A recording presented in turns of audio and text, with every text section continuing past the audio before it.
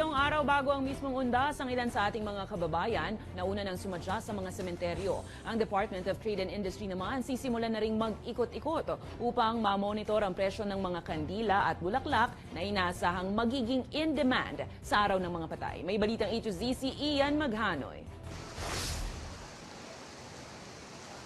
Sa susunod na linggo pa ang undas, pero ngayon pa lang, itinayo na ni Vanes ang kanyang munting tindahan ng kandila at bulaklak dito sa Manila South Cemetery.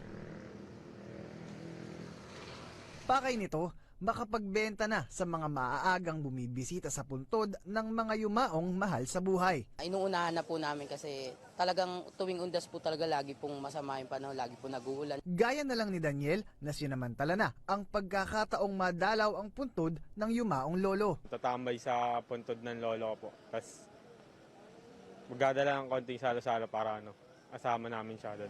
Ang mga tindang kandila ni Vanes naglalaro sa 10 piso hanggang 200 pesos. Depende sa dami ng bilang ng kandila kada pakete. Naglalaro naman ang bulaklak sa 50 pesos hanggang 300 pesos. Depende naman sa arrangement. Base sa pinakabagong SRP monitoring ng DTI noong Pebrero, naglalaro sa 33 pesos hanggang 137 pesos ang presyo ng kandila. Depende sa dami ng bilang ng kandila kada pakete.